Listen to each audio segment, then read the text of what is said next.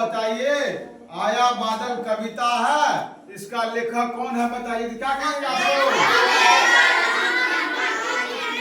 आप लोग कहिएगा आया बादल शीर्षक कविता के लेखक अखिलेश्वर नाथ त्रिपाठी जी हैं। यहाँ तक समझने में कोई दिक्कत? चलिए अब आगे बढ़े। अब देखिए क्या कर रहा है। आप लोग भी बोलिएगा, उमर घुमर आसमान में वह देखो मंडराया बादल।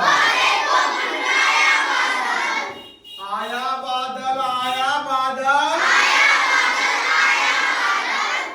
आया बादल आया बादल।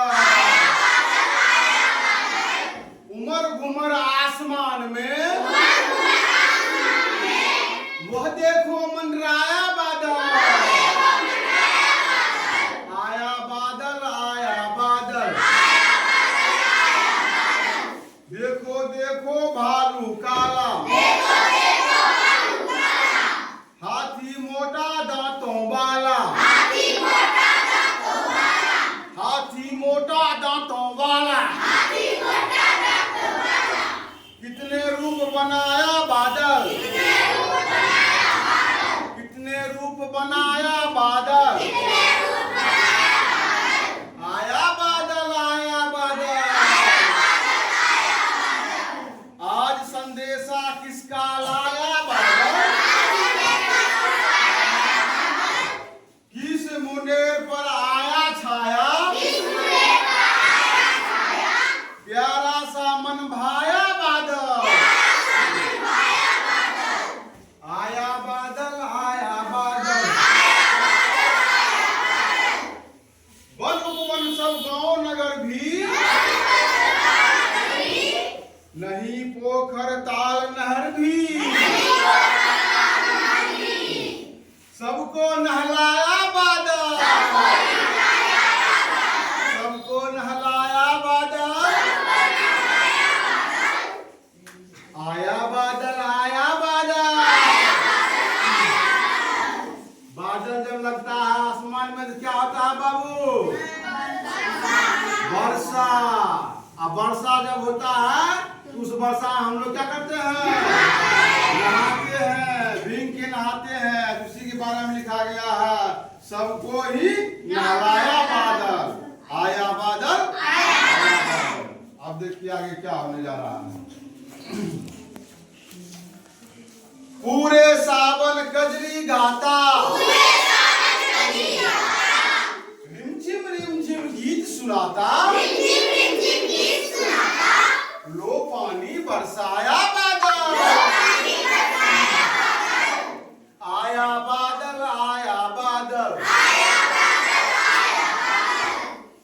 आया बादल आया बादल।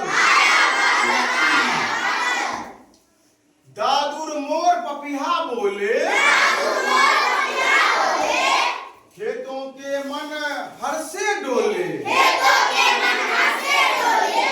जैसे ही लहराया बादल। जैसे ही लहराया बादल। बाबू जी देखिए, आया बादल आया बादल। नीली चादर एक टांग कर, किरणों से कुछ रंग मांग कर। नीली चादर एक टांग कर, किरणों से कुछ रंग मांग कर। इंद्रधनुष रचलाया बादल। आया बादल आया बादल। नीली चादर एक टांग कर, किरणों से कुछ रंग मांग कर। इंद्रधनुष रचलाया बादल। आया बादल आया बादल। आया बादल आया बादल। इस प्रकार आपका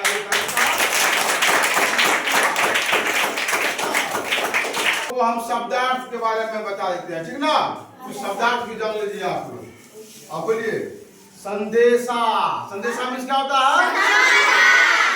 संदेशा मीन्स संदेशा मीन्स संदेशा मीन्स संदेशा मीन्स संदेशा मीन्स। उसके बाद मुंडेर मीन्स उठे हुए दीवार का भाग, ठीक ना। उसके बाद देखिए उपवन मीन्स क्या होता है? उपवन मीन्स बगीचा। उपवन मीन्स उपवन मीन्स उपवन मीन्स उपवन मीन्स उपवन मीन्स उपवन मीन्स पपीहा मीन्स काले रंग का पक्षी जो बसंत ऋतु में अक्सर मधुर ध्वनि में बोलता है, ठीक ना।